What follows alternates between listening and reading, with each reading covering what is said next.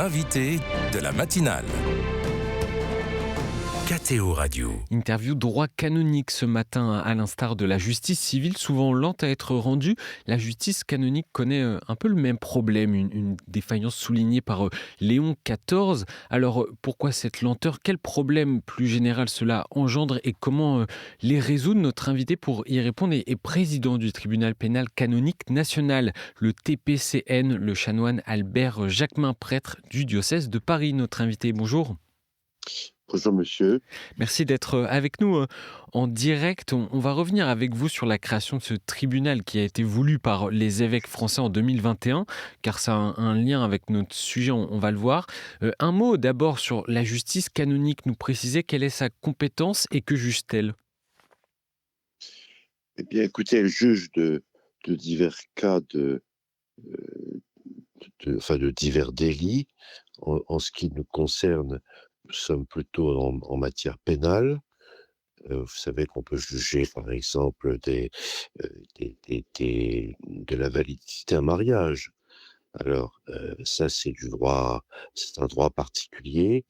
Et puis il y a le droit concernant un certain nombre de délits particuliers qu'on appelle des délits pénaux et qui nous reviennent, qui peuvent être de diverses natures, hein. Ça peut être des choses extrêmement graves concernant l'attitude des mœurs. Ça peut être des choses grave aussi, mais d'une autre nature, vous voyez, tout ce qui est de nature financière, tout ce qui de choses comme ça, concernant aussi la foi, les hérésies, enfin voilà. C'est assez large. Et il faut préciser aussi qu'il y a une différence nette à faire avec la justice civile, hein. Ce ne sont pas du tout les mêmes objectifs ni les mêmes procédures dans la justice canonique. Non, non, non, non, exactement. C'est-à-dire que on peut être, en tant que nous sommes citoyens français, nous sommes, ou en tout cas citoyens, enfin vivant dans un pays, nous sommes justiciables de la justice pénale ou correctionnelle du pays auquel nous appartenons, mais nous pouvons aussi, à titre de prêtre en particulier, de clerc, et parfois d'ailleurs de laïcs engagés dans des missions d'église, nous sommes aussi dépendants de la justice de l'Église. Et donc, je le rappelle, hein, les délits canoniques commis par des clercs hors évêques ou des laïcs sont examinés donc par votre instance, le tribunal pénal canonique national. Il a été créé en 2022. Expliquez-nous qu'est-ce qui a motivé cette création? Ben, c'est-à-dire que je crois que les évêques avaient ce projet depuis un certain temps, depuis 2021, ils en avaient parlé. Ils souhaitaient un tel tribunal fût créé pour résoudre un certain nombre de difficultés. Par exemple, il s'agissait de mutualiser les moyens dont on dispose, parce qu'il n'y a pas beaucoup de canonistes malgré tout. Il s'agissait de dépayser les causes, il s'agissait de donner une visibilité aussi à la justice canonique. Alors, ils ont gardé cette idée. La SIAZ est arrivée là-dessus. Et la SIAZ, apprenant cette idée que les évêques portaient en eux, l'ont encouragée. Alors, ce n'est pas une préconisation de la SIAZ, hein, le TPCN, c'est une idée portée par les évêques antérieurement et que la SIAZ a encouragée. C'est ainsi que, en 2022, au mois de décembre 2022, nous avons vu le jour. Vous avez dit dépayser des causes ou alors augmenter les moyens. Ça souligne des problèmes aujourd'hui qu'il peut y avoir dans la justice canonique, cette lenteur ou alors le dépaysement des causes. On va revenir d'abord sur cette lenteur. Pourquoi cette lenteur? Ben, cette lenteur, parce que d'abord, nous sommes peu à travailler, enfin, nous sommes pas très nombreux, hein, les canonistes, hein. Ça demande une formation, ça demande, donc les évêques, depuis un certain temps maintenant, renvoient des jeunes prêtres un certain nombre de laïcs pour se former dans un domaine qui n'est pas toujours attirant spontanément et c'est lent parce que, la justice est toujours un peu lente, le temps de la justice, c'est jamais celui de la Mmh. précipitation. Heu, oui, nous sommes lents, heu, mais ça dépend des endroits, ça dépend des situations.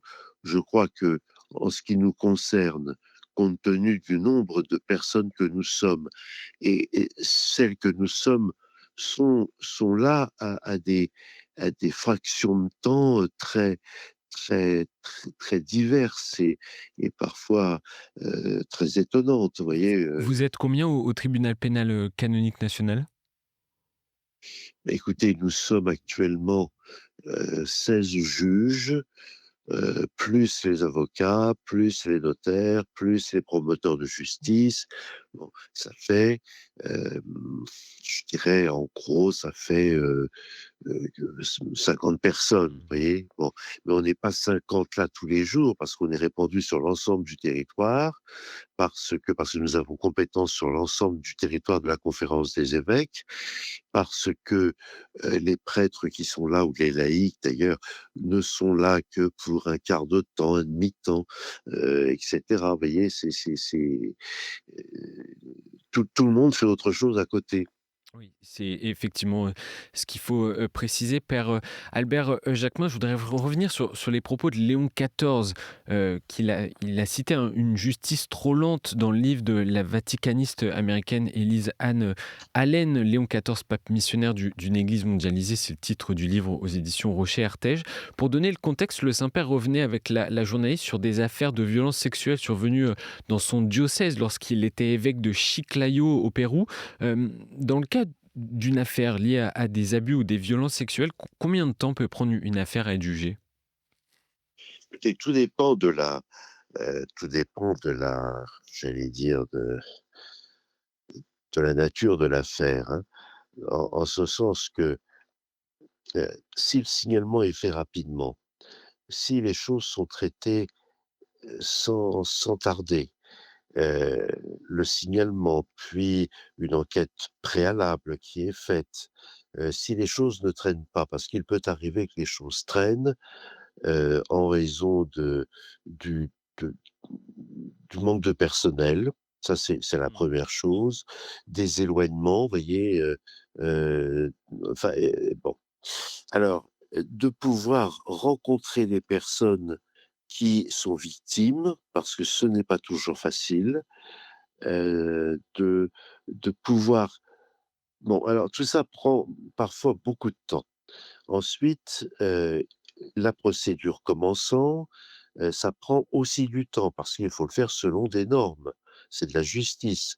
Donc on ne peut pas faire quelque chose, qui serait bâclé ou qui serait, contraire à la norme, du droit.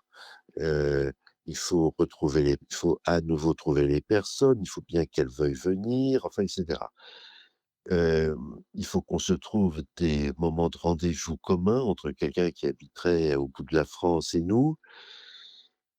Là aussi, on peut se trouver en face de divers cas. Vous voyez, vous avez la personne, l'accusé présumé qui reconnaît la chose. Ça va plus vite que lorsque l'accusé prétendu ne reconnaît pas. Donc il faut appliquer le contradictoire, c'est long, il faut entendre des témoins parce que chacun propose des témoins, pour sa défense, il nous faut les entendre pour faire une justice de qualité. C'est-à-dire que je crois que cette longueur qu'on peut nous reprocher, mais qui est le fait de toute justice en réalité, heu, vient de ce sont les éternels problèmes de toute justice, manque de personnel et aussi, difficulté à pouvoir joindre les justiciables, de Mmh. trouver des rendez-vous communs, vous voyez? Parce qu'on est sur un ressort qui représente la France tout entière. Léon XIV aimait le souhait, en tout cas, que cette justice soit plus rapide. Mais quel défi soulève une accélération de ces procédures, selon vous? Et comment garantir le droit de chacun, malgré tout?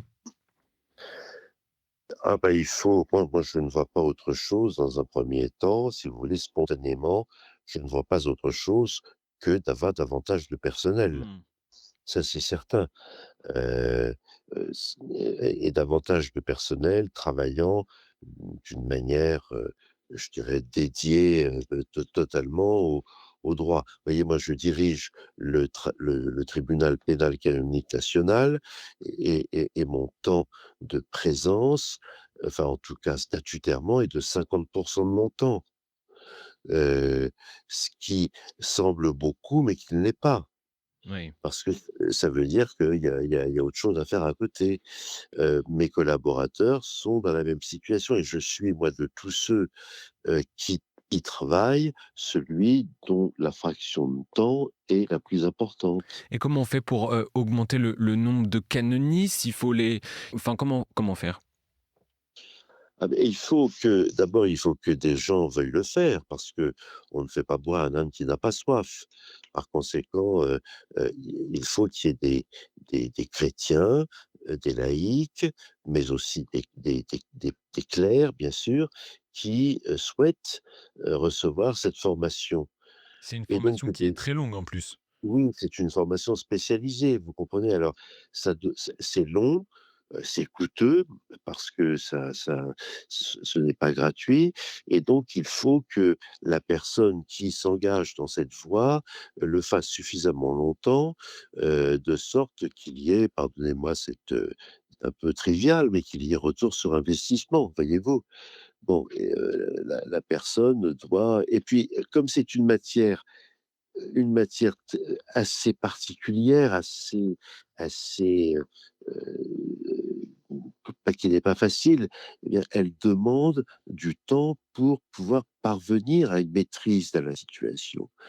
C'est pas parce qu'on est diplômé qu'on y arrive tout de suite. Il faut du temps, il faut de l'expérience, ce sont des travails, des travaux, qui exigent du temps.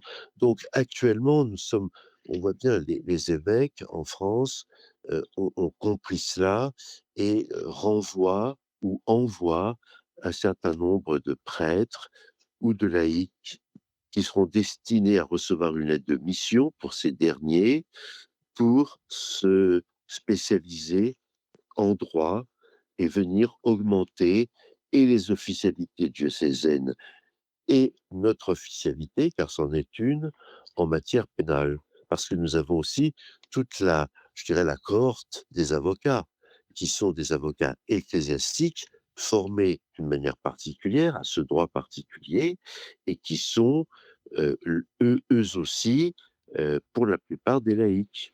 Et ça demande quand même, si vous voulez, ça ne se on ne peut pas faire ça, au pied levé. De ce que vous nous dites, Oui, les évêques, français en ont pris, conscience. Merci beaucoup, père, Albert Jacquemin. On est obligé de s'arrêter ici pour cet état de fait sur, la justice pénale canonique en France. Je rappelle que vous êtes le président du tribunal pénal canonique national créé, en 2022. Merci à vous. Bonne journée. merci, merci. Au revoir, monsieur.